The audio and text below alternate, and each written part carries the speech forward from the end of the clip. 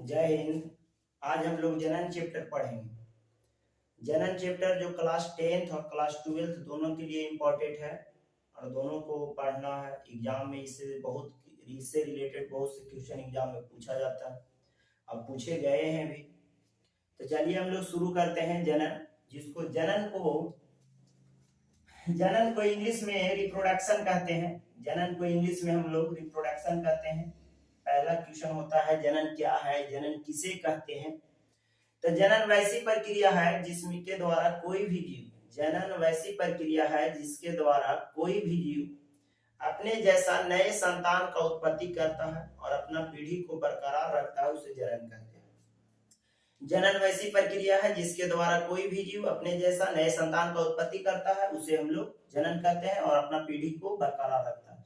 जैसे मान लिया हम लोग मनुष्य हैं, तो मनुष्य जाति के जो लोग हैं मनुष्य को जन्म देते हैं ताकि पृथ्वी पर मनुष्य जो है विलुप्त ना हो जाए। अगर मनुष्य जाति मनुष्य को जन्म देना बंद कर दे तो कोई एक ऐसा समय आएगा जिस दिन मनुष्य जाति पृथ्वी पर से विलुप्त हो जाएंगे। इस प्रकार से हर जीव जंतु में जनन की प्रक्रिया होती है ताकि वो अपने जैसा नए संतान का उत्पत्ति कर सके और अपना पीढ़ी को बरकरार रख सके। चलिए पहला क्वेश्चन हो जाता है कि जनन किसे कहते हैं। तो हम लोग जाने कि जनन वैसी प्रक्रिया है जिसके द्वारा कोई भी जीव अपने जैसा नए संतान का उत्पत्ति करता है और अपना पीढ़ी को बरकरार रखता है, उसे जनन कहते हैं। देखिए जनन का डिफिनेशन हम बता रहे हैं, उसको आप वीडियो पॉज कर करके चाहे स्लो मोशन में करके आप उसे लिख सकते हैं कि जनन वैसी प्रक्रिया है जिसके द्वारा कोई भी जीव अपने जैसा नए संतान का उत्पत्ति करके अपना पीढ़ी को बरकरार रखता है, उसे हम लोग जनन कहते हैं। जनन को इंग्लिश में रिप्रोडक्शन कहा जाता है। जनन दो प्रकार की होती है। जनन दो प्रकार का होता है, एक होता है अलैंगिक जनन और दूसरा होता है लैंगिक जनन। एक होता है अलैंगिक जनन और दूसरा होता है लैंगिक जनन।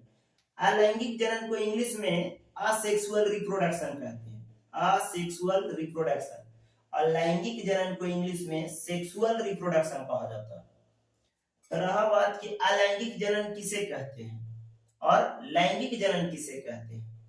तो अलैंगिक जनन कहेंगे कि वैसे जनन जिसमें एक लिंग भाग लेती है, एक ही लिंग, वैसा जनन जिसमें एक लिंग भाग लेकर के और नए संतान का उत्पत्ति कर देता है। नया जैसे नया बच्चा पैदा करना है तो उसमें एक ही लिंग भाग लेगा और नए संतान का उत्पत्ति कर देगा। जैसे मान लीजिए कभी देखे होंगे अमीबा जो होता है कि उसका आकार कोई निश्चित नहीं है, ऐसा है। अब कुछ दिन के बाद अगर देखा जाए तो वही अमीबा थोड़ा सा बीच में ऐसे धंस जाता है और फिर कुछ दिन के बाद यह दो टुकड़ा में बढ़ जाता है। इस प्रकार से दो टुकड़ा में बढ़ जाता है। तो यहाँ देखा गया कि एक ही कोशिका जो है आगे चल करके दो कोशिकाओं में टूट गया, दो जीव का निर्माण कर दिया, माने दो संतान का उत्पत्ति हुआ, दो जीव का उत्पत्ति हुआ। तो ये इसको बोला जाता है अलैंगिक जनन। माने वैसा जनन जिसमें एक ही लिंग भाग लेती है, एक ही लिंग भाग लेकर और नए संतान का उत्पत्ति कर देता है, उसे अलैंगिक जनन कहते हैं। चलिए रहा बात लैंगिक जनन किसे कहते हैं। तो इसमें हम लोग बोलेंगे कि वैसा जनन जिसमें दो अलग अलग लिंग, वैसा जनन जिसमें दो अलग अलग लिंग भाग लेकर के और नए संतान का उत्पत्ति करता है। जैसे मनुष्य में नर और मादा दोनों भाग लेती है, दोनों आपस में संभोग करते हैं, तब नए संतान का उत्पत्ति होता है। तो ये जो है लैंगिक जनन है। लैंगिक जनन का डिफिनेशन लिखेंगे कि वैसा जनन जिसमें दो अलग अलग लिंग नर एवं मादा आपस में भाग लेकर के और नए संतान का उत्पत्ति करता है, उसे हम लोग लैंगिक जनन कहते हैं। चलिए अलैंगिक जनन की क्या विशेषता है और लैंगिक जनन की क्या विशेषता है उसके बारे में थोड़ा सा पढ़ लेते हैं। अलैंगिक जनन की अगर क्वेश्चन आपसे पूछा जाए कि अलैंगिक जनन की क्या विशेषता है, तो हम लोग जवाब देंगे कि अलैंगिक जनन का निम्नलिखित विशेषता है। पहला पॉइंट में कि अलैंगिक जनन में एक ही लिंग भाग लेता है और नए संतान का उत्पत्ति करता है। अलैंगिक जनन जो है सो वैसा जनन है जिसमें एक ही लिंग भाग लेता है और नए संतान का उत्पत्ति करता है, तो उसे हम लोग बोलते हैं अलैंगिक जनन। दूसरा है कि अलैंगिक जनन में किसी प्रकार का कोई युग्मक नहीं होता। अब कहिएगा सर ये युग्मक क्या है। युग्मक कहा जाता है बाबू जो नर, नर माने होता है मेल, मेल और फीमेल होता है। तो नर, नर में जो होता है शुक्राणु, शुक्राणु जो आगे हम लोग पढ़ेंगे, जब जनन पढ़ेंगे तो इसमें पता चलेगा शुक्राणु क्या होता है, अंडाणु क्या होता है, वो सब हम लोग पढ़ेंगे। लेकिन बस अभी यही जानिए कि नर में, नर का जो युग्मक होता है उसे शुक्राणु कहते हैं, और मादा का जो युग्मक होता है, मादा युग्मक, उसे अंडाणु कहते हैं। तो नर युग्मक शुक्राणु और मादा युग्मक अंडाणु। तो अलैंगिक जनन में युग्मक भाग नहीं लेता है, मतलब कि इसमें जब लैंगिक एक ही लिंग है, स्त्री लिंग और पुल्लिंग, मतलब नर और मादा है ही नहीं, तो उसमें शुक्राणु और अंडाणु भी भाग नहीं लेता है, और इसमें निषेचन का क्रिया नहीं होती है। अलैंगिक जनन में समसूत्री विभाजन होता है, समसूत्री को इंग्लिश में मिटोसिस बोलते हैं, और अमिटोसिस मतलब समसूत्री विभाजन और असमसूत्री विभाजन के द्वारा नए संतान का उत्पत्ति होता है। आपको बोलना है कि अलैंगिक जनन की निम्नलिखित विशेषता है। पहला, अलैंगिक जनन में एक ही लिंग, देखिए हम शॉर्ट में लिखे हैं एक लिंग, इतना आपको समझ जाना है कि अलैंगिक जनन का निम्नलिखित विशेषता है। और पहले लिखिएगा कि अलैंगिक जनन में एक ही लिंग भाग लेती है, एक ही लिंग भाग लेता है और नए संतान का उत्पत्ति करता है। दूसरा है कि अलैंगिक जनन में किसी प्रकार का कोई युग्मक नहीं रहता, और युग्मक है ये नहीं है तो निषेचन कहां से होगा, क्योंकि निषेचन किसे कहते हैं, तो अंडाणु, अंडाणु देख रहे हैं शुक्राणु, अंडाणु और शुक्राणु जब मिल जाता है तो मिलने की क्रिया को निषेचन कहते हैं। तो जब इसमें अंडाणु और शुक्राणु है ये नहीं है तो फिर निषेचन की क्रिया नहीं होगा। तो आपको बोल सकते हैं कि अलैंगिक जनन में निषेचन की क्रिया नहीं होती है, तथा इसमें युग्मक शुक्राणु और अंडाणु भाग नहीं लेते हैं। फिर इसमें बोलना है कि अलैंगिक जनन की प्रक्रिया जो है समसूत्री और असमसूत्री विभाजन के द्वारा पूरी होती है। अलैंगिक जनन की जो प्रक्रिया है समसूत्री और असमसूत्री विभाजन के द्वारा पूरा होती है। इसके बाद में अलैंगिक जनन में जो संतान उत्पन्न होता है, अलैंगिक जनन से माने एक ही लिंग से जो संतान उत्पन्न होता है, उसका चेहरा, उसका जो आकार है वो अपने जनक के समान है। जनक मतलब होता है पेरेंट्स, माने माता पिता के समान, अपने माता या पिता के समान होता है। जैसे जहां से जन्म लिए हैं तो उनका चेहरा जो एकदम हूबहू अपने जनक के समान होगा, अपने पेरेंट्स के समान होगा। अब कम समय में ज्यादा संतान का उत्पत्ति हो जाएगा। कहेंगे अलैंगिक जनन का निम्नलिखित विशेषता है। अलैंगिक जनन में एक ही लिंग भाग लेती है और नए संतान का उत्पत्ति करता है, पहला पॉइंट। दूसरा पॉइंट कि अलैंगिक जनन में किसी प्रकार का कोई युग्मक भाग नहीं लेता है और जनन की प्रक्रिया नहीं होती है।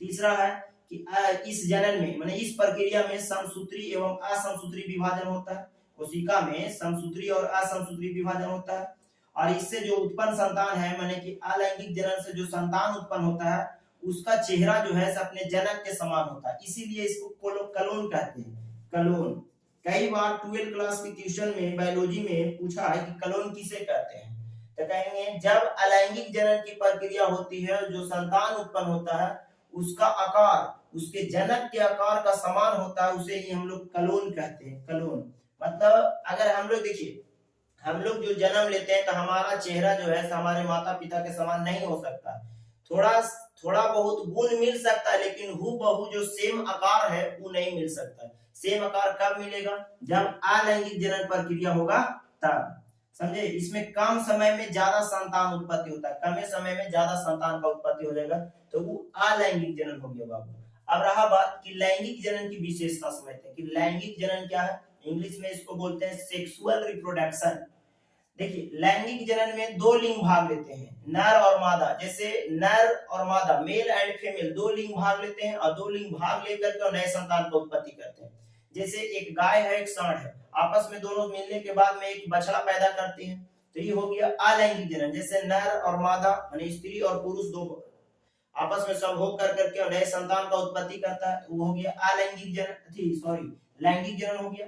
तो लैंगिक जनन में क्या विशेषता है, तो उत्तर में आप बताइएगा कि लैंगिक जनन का निम्नलिखित विशेषता है। पॉइंट 1 में दीजिएगा कि लैंगिक जनन में दो लिंग नर एवं मादा दोनों भाग लेकर के नए संतान का उत्पत्ति करता है, उसे लैंगिक जनन कहा जाता है।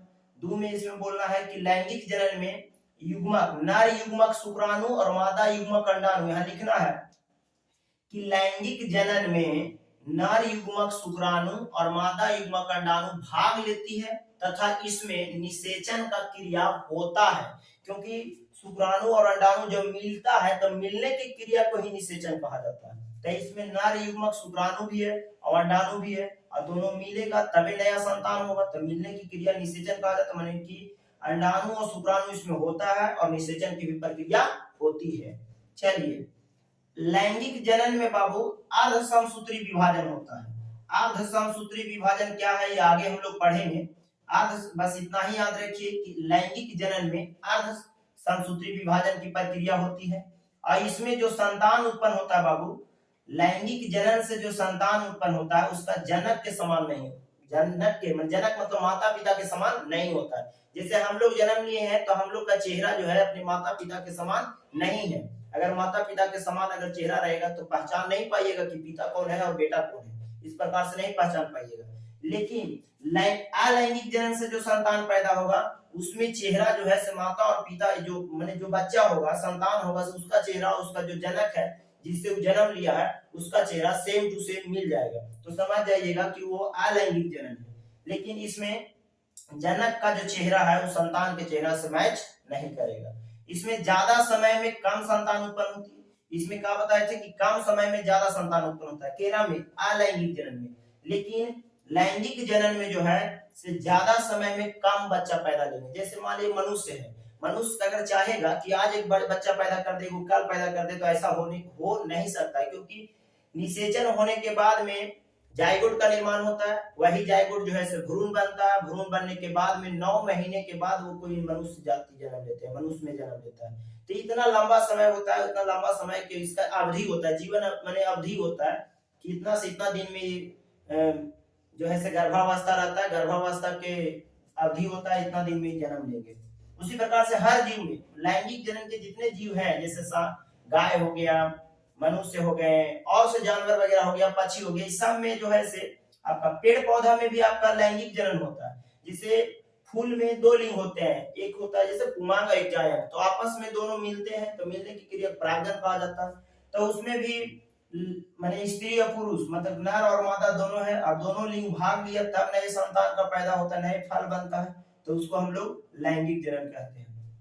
तो देखिए 10 क्लास में 2014 में एक 5 नंबर का क्वेश्चन पूछा था दीर्घ उत्तरीय प्रश्न में कि लैंगिक जनन और अलैंगिक जनन में क्या अंतर है, अंतर पूछ दिया था। तो अंतर अगर पूछे तो सिंपल आप जवाब दे सकते हैं, कोई हिचकिचाहट नहीं है। हम लोग बोलेंगे कि अलैंगिक जनन और लैंगिक जनन में निम्नलिखित अंतर है। एक तरफ कॉलम बनाएंगे अलैंगिक जनन का और एक तरफ कॉलम बनाएंगे लैंगिक जनन का। इधर में लिखेंगे अलैंगिक जनन, तरफ हम लोग लिखेंगे कि अलैंगिक जनन में एक ही लिंग भाग लेता है और नए संतान का उत्पत्ति करता है और अपना पीढ़ी को बरकरार रखता है। अलैंगिक जनन में एक ही लिंग भाग लेकर के नए संतान का उत्पत्ति करता है। और इसमें लैंगिक जनन तरफ लिखना है कि लैंगिक जनन में 2 अलग अलग लिंग नर और मादा भाग लेकर के नए संतान का उत्पत्ति करता है। एक पॉइंट हो गया। दूसरा पॉइंट में हम लोग के लिखना है कि अलैंगिक जनन में किसी प्रकार का कोई युग्मक भाग नहीं लेती है और इसमें निषेचन का क्रिया नहीं होता है। कटपुट ऐसे दिया हुआ है, इसका मतलब कि नहीं होता है, ठीक है। और इसमें हम लोग को बोलना है दो में कि लैंगिक जनन में नर युग्मक, देखिए शुक्राणु जो है ना बाबू, नर युग्मक यहाँ लिखना पड़ेगा। कहेंगे कि लैंगिक जनन में नर युग्मक शुक्राणु और मादा युग्मक अंडाणु भाग लेती है तथा इसमें निषेचन का क्रिया होता है, निषेचन का क्रिया होता है। 2 पॉइंट हो गया।